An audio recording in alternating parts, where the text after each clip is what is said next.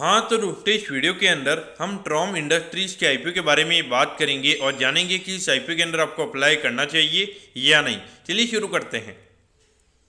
तो देखिए, सबसे पहले हम ये जानेंगे कि ये कंपनी क्या काम करती है, क्योंकि जो कंपनी है 2011 में ये कंपनी स्टार्ट हुई है, यानी कि ऑलमोस्ट अगर हम देखेंगे तो लगभग 12 से 13 साल ये कंपनी को स्टार्ट हुए हो चुके हैं। क्योंकि जो कंपनी है ये कंपनी हमें सोलर ईपीसी से रिगार्डिंग यहाँ पे जो भी सर्विसेज होती है, यानी कि सोलर से रिगार्डिंग यहाँ पे जो भी इंस्टॉलेशन से रिगार्डिंग जो भी सर्विसेज होती है, इसमें अगर हम देखेंगे तो रेसिडेंट रूफटॉप से रिगार्डिंग जो भी इंस्टॉलेशन होते हैं वो ये कंपनी हमें प्रोवाइड करवाती हुई नजर आती है। और इंडस्ट्रियल सेक्टर यानी कि जो नॉर्मली फैक्ट्रीज वगैरह होती है जहाँ पे काफ़ी ज़्यादा पावर का यूसेज वगैरह किया जाता है, तो उनके लिए यहाँ पे लार्ज स्केल जो सोलर पावर प्लांट्स होते हैं वो ये कंपनी हमें इंस्टॉल करती हुई नजर आती है। और उसके अगर हम देखेंगे जो ग्राउंड माउंटेड जो सोलर पावर के जो प्लांट्स होते हैं वो भी ये कंपनी उसके भी डेवलपमेंट के रिगार्डिंग यहाँ पे जो सर्विसेज होती है वो भी ये कंपनी हमें प्रोवाइड करवाती हुई नजर आती है। उसके अगर हम देखेंगे तो कुछ यहाँ पे सोलर से रिगार्डिंग यहाँ पे जो प्रोडक्ट्स वगैरह होते हैं वो भी ये कंपनी हमें सेल करती हुई नजर आती है। जैसे कि अगर हम देखेंगे सोलर सीट के जो लाइट्स वगैरह होती है, सोलर के फ्रीजर्स हो गए,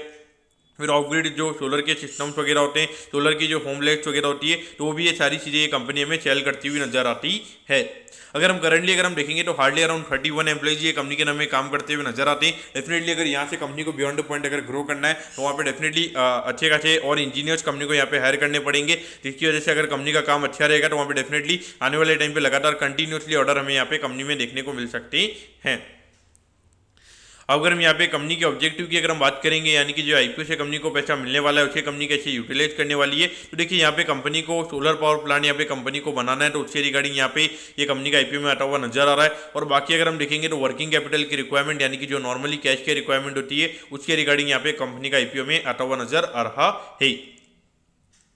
अब अगर हम यहाँ पे कंपनी के फाइनेंशियल्स की अगर हम बात करेंगे तो देखिए 2022 में हार्डली 30 करोड़ के लगभग कंपनी का रेवेन्यू का नंबर था, लेकिन उसके अगेंस्ट अगर हम देखेंगे हार्डली 35 लाख के लगभग यहाँ पे कंपनी ने प्रॉफिट कमाया था। क्योंकि अगर हम देखेंगे तो ऑलमोस्ट अराउंड 1% के लगभग का नेट प्रॉफिट मार्जिन हमें यहाँ पे कंपनी का नजर आता है। और अगर हम 2023 में अगर हम देखेंगे तो वहाँ पे लगभग 20% से कंपनी का रेवेन्यू का नंबर हमें गिरता हुआ नजर आया है। और अगर हम प्रॉफिटेबिलिटी की बात करेंगे तो ये नंबर भी ऑलमोस्ट अराउंड 20% से हमें गिरता हुआ नजर आया है। अब अगर हम रिसेंटली जो फाइनेंशियल ईयर में खत्म होता हुआ नजर आया वहाँ पर अगर हम देखेंगे तो अराउंड 54 करोड़ के लगभग कंपनी का रेवेन्यू का नंबर हमें यहाँ पे नजर आता है। और अगर हम नेट प्रॉफिट मार्जिन की अगर हम बात करेंगे ऑलमोस्ट 10 से 11% के लगभग का नेट प्रॉफिट मार्जिन हमें यहाँ पे कंपनी का नजर आता है। लेकिन देखिए एक चीज मुझे यहाँ पे थोड़ा नेगेटिव ये लगी, क्योंकि 2022 से 23 वाले फाइनेंशियल ईयर में जितनी भी सोलर कंपनी थी, खास करके जितने भी ईपीसी प्लेयर थे, तो उनके अंदर काफी फिनोमिनल ग्रोथ हमने यहाँ पे देखी। और वहाँ पर अगर हम देखेंगे तो 20 to 23 में ये कंपनी के अंदर में इतनी अच्छी ग्रोथ देखने को नहीं मिली है। तो कहीं ना कहीं देखा जाए तो ये नंबर मुझे यहाँ पे थोड़ा डिसअपॉइंटिंग यहाँ पे मुझे यहाँ पे लगा है। बाकी अगर हम रिसेंटली जो फाइनेंशियल ईयर खत्म हुआ है वहाँ पे डेफिनेटली अगर हम देखेंगे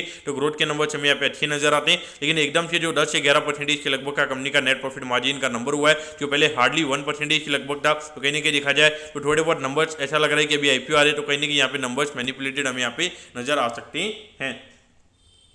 अब अगर हम आईपीओ की डिटेल्स के बारे में अगर हम बात करेंगे तो देखिए 25 तारीख को ये आईपीओ में स्टार्ट होता हुआ नजर आएगा और 29 तारीख को ये आईपीओ में क्लोज होता हुआ नजर आएगा। 115 रुपये पर शेयर पे ये कंपनी में शेयर देती हुई नजर आ रही है। और 1200 शेयर्स का हमें यहाँ पे लॉट नजर आता है, यानी कि एक लॉट को अप्लाई करने के लिए अराउंड 1,36,000 या 1,37,000 रुपीज आपको यहाँ पे लगने वाली हैं। अगर हम इश्यू साइज की अगर हम बात करेंगे अराउंड 31 करोड़ 37 लाख के लगभग का आईपीओ का इश्यू साइज हमें यहाँ पे नजर आता है। ये पूरा पैसा हमें कंपनी के पास में जाता हुआ नजर आएगा। और इसमें अगर हम रिटेल कोटा की अगर हम बात करेंगे अराउंड 35% के लगभग का रिटेल कोटा, यानी कि लगभग 10 से 11 करोड़ के लगभग का रिटेल कोटा में यहाँ पे कंपनी का नजर आता है। और ये जो कंपनी हमें एनएससी के एसएम प्लेटफॉर्म पे ये कंपनी हमें लिस्ट होती हुई नजर आएगी।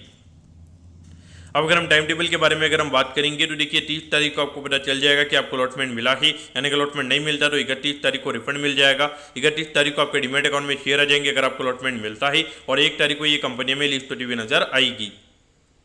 अब अगर हम एट दी एंड अगर हम यहाँ पे कंपनी के वैल्यूएशन के पैरामीटर्स की अगर हम बात करेंगे तो देखिए हार्डली 101 करोड़ के मार्केट कैप पे ये कंपनी का आईपीओ में आता हुआ नजर आ रहा है। उसके हिसाब से अगर हम बात करेंगे अराउंड 17 to 18 टाइम्स के पी रेशियो पे ये कंपनी का आईपीओ में आता हुआ नजर आ रहा है। वैल्यूएशन वाइज अगर हम देखेंगे तो इतना ज़्यादा कोई कॉस्टली वैल्यूएशन हमें कंपनी का नजर नहीं आता है, लेकिन कहीं ना कहीं अगर हम देखेंगे तो थोड़े बहुत नंबर्स यहाँ पे कंपनी के इतने इंटरेस्टिंग हमें यहाँ पे नजर नहीं आए हैं। लेकिन उसके अलावा अगर आप देखोगे अभी जितनी भी सोलर ईपीसी से रिगार्डिंग जितनी भी कंपनीज है तो वहाँ पे हमें डेफिनेटली मार्केट फैंसी में यहाँ पे पर्टिकुलरली ये सेक्टर नजर आता है। लेकिन यहाँ पर अगर आप देखोगे जो बड़ी बड़ी कंपनीज है, जैसे अगर आप देखोगे वारी रिन्यूएबल हो गया, इसने ऑलमोस्ट अगर आप देखोगे 3000 के लगभग हाई बनाया था और अभी लगभग 1900 के लगभग वो स्टॉक में ट्रेड होता हुआ नजर आ रहा है। यानी कि लगभग अगर आप देखोगे अराउंड 35% वो स्टॉक अपने ऑल टाइम हाई से गिर चुका है। और अगर हम केपीआई ग्रीन की अगर हम बात करेंगे तो वो भी अराउंड 10 से 15% हमें अपने ऑल टाइम हाई से नीचे ट्रेड होता हुआ नजर आ रहा है। तो कहीं ना कहीं देखा जाए तो थोड़ा बहुत यहाँ पे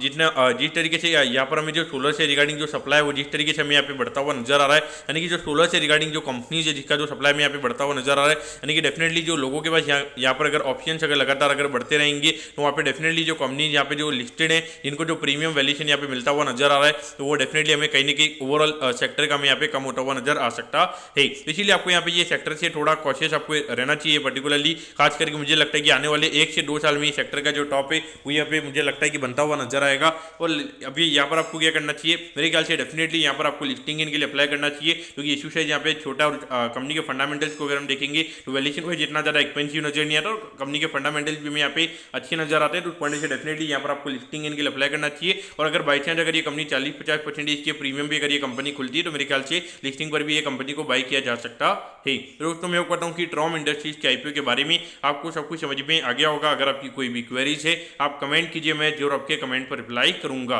ओके दोस्तों, thank you, have a nice day.